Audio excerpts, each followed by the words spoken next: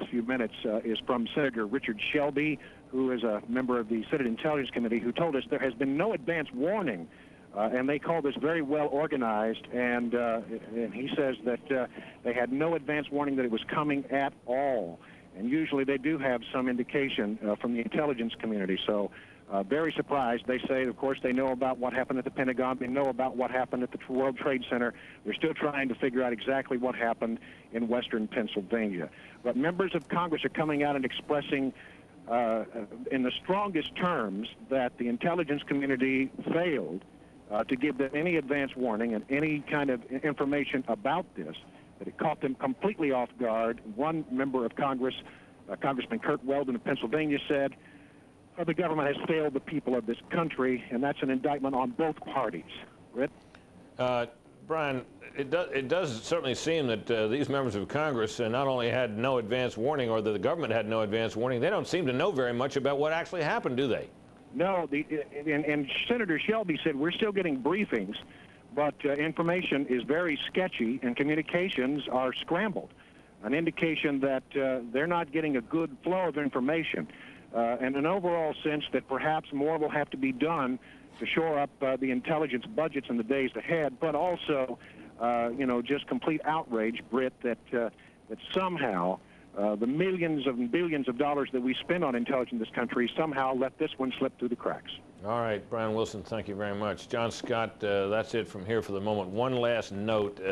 We learned a few minutes ago that Secret Service agents had sprinted up the street from the White House and cleared people away from a bag that was sitting in the middle of the street there up at the corner of Connecticut Avenue and I Street, right by the Army-Navy Club there in Washington. It turns out apparently that the bag has been found to be harmless. So one more of these false alarms, of which there have been a number, and doubtless will be many more, has been put to rest. John? All right, Britt Hume in Washington, thank you very much. You are looking at the pictures of what is left of the World Trade Center in Lower Manhattan. Really not much. These pictures coming to you now live. We're going to show you what happened earlier this morning, 9 o'clock Eastern Time. You can see there are people who are leaning out the windows.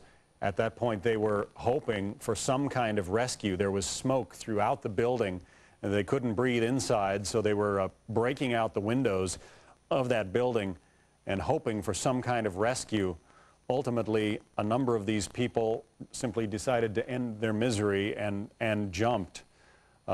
We are going to get some late information now from Fox producer Dan Cohen, who saw much of this going on. Dan, this is an awful, awful day. What can you add to what we've already seen?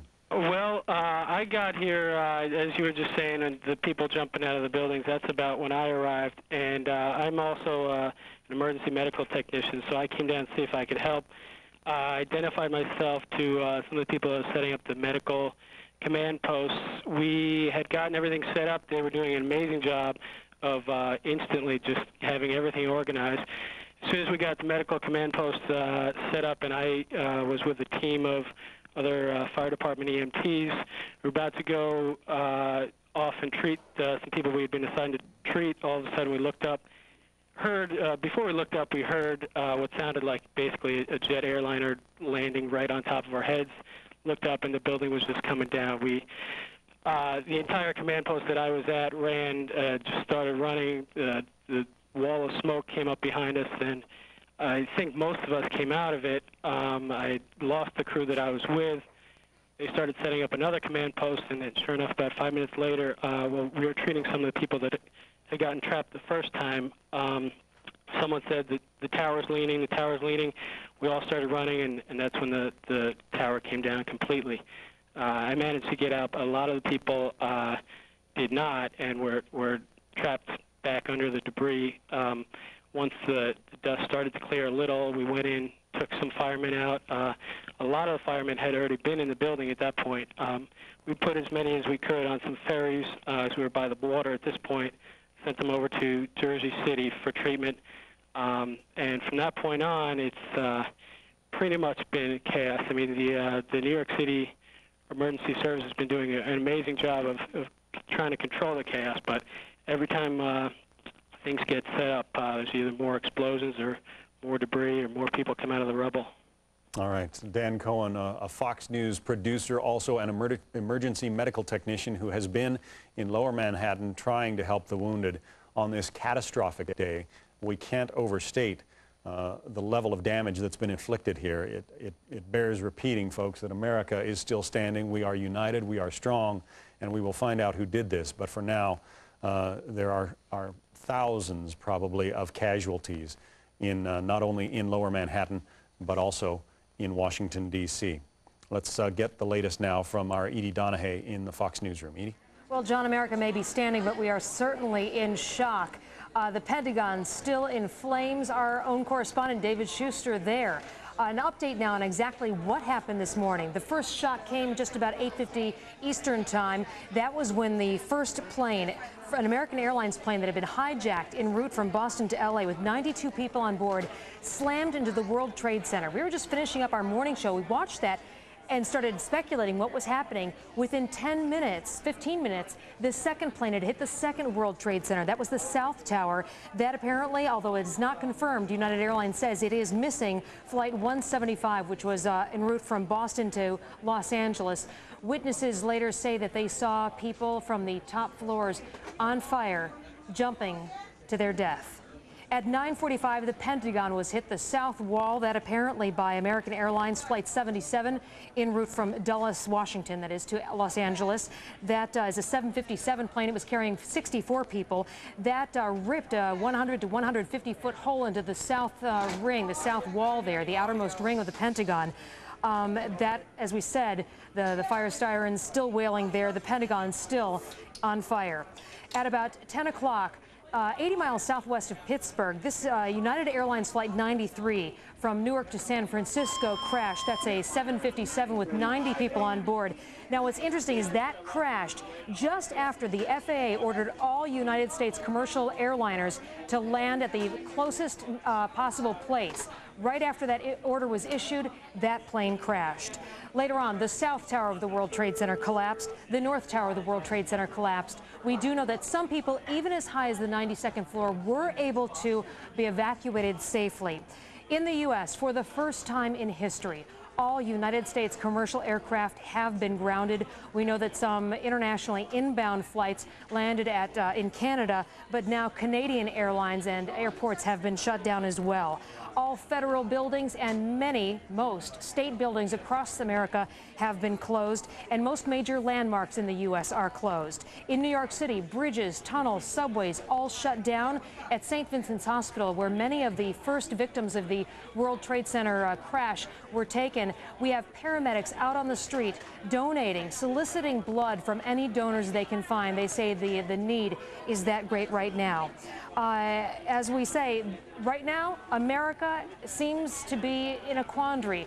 We have had these attacks this morning. The president apparently is safe, but we do not know where he is. He has not made a statement since the official one this morning, saying that this was a criminal act and that he would do everything to find out who had committed it. The enemy, though, at this point, unknown. No one has officially claimed responsibility. John, that's the latest. Back to you. All right, Edie Donahue in the Fox newsroom, thank you very much. It's not surprising that we haven't heard from the president yet.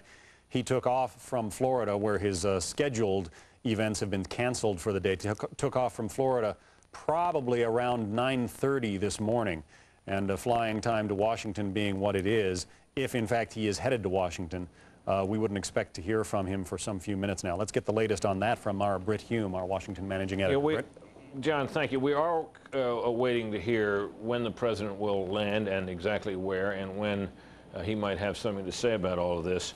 A couple of things worth noting. Brian Wilson has just called to say that he was talking to Congressman Jim Moran, a Democrat of Virginia, who has received a briefing on Capitol Hill, and that Moran says that what they know about that plane crash near Pittsburgh was they believe that was related to an attempted attack on Camp David. Of course, you know, where there was an earlier incorrect report that Camp David had in fact been attacked. All officials now are saying that is not the case. So we have a little bit more from what the intelligence community is apparently telling members of Congress. It appears also that fighter jets are now escorting Air Force One, which would be a standard precaution under a circumstance like this. The last time I can recall, in my own experience, this happening was when President Bush the first flew down to a drug summit in the nation of Colombia, where, of course, terrorism is a constant threat. We're waiting, as we noted, for further word from the White House, where communications are obviously a problem because everybody's been evacuated as to where and when the president will land. So that is basically the latest we have from here. I might call your attention to a quote.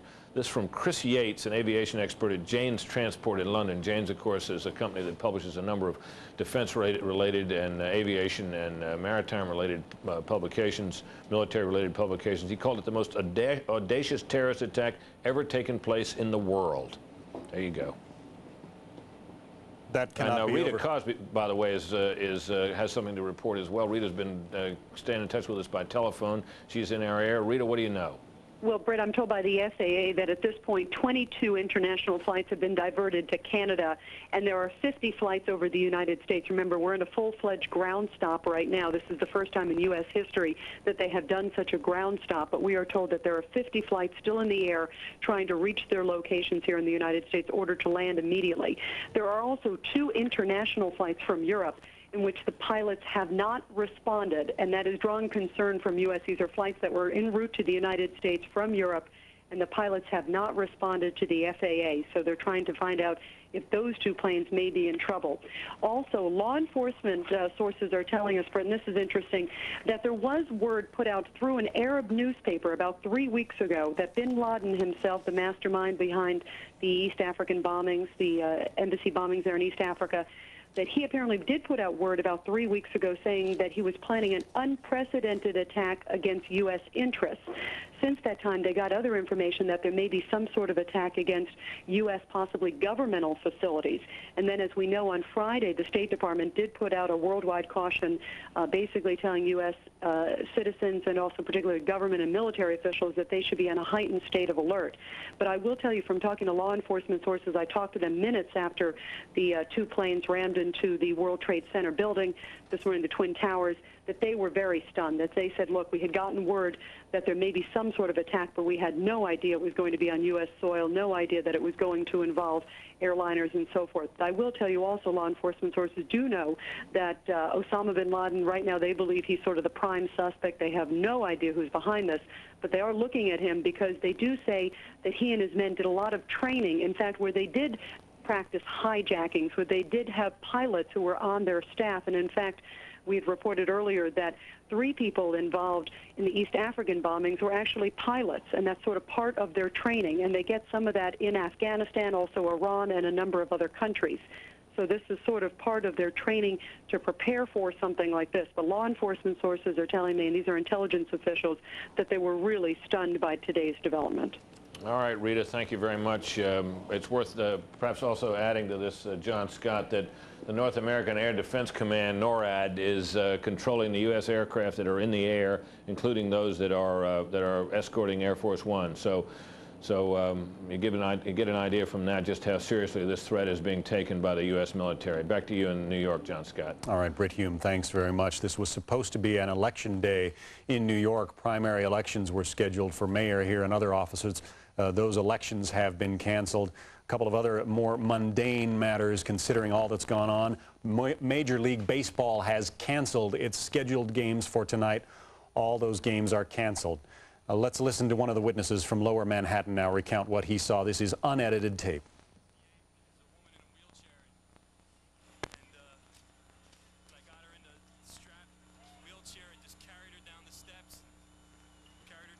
All right, we're having a little trouble hearing the audio there.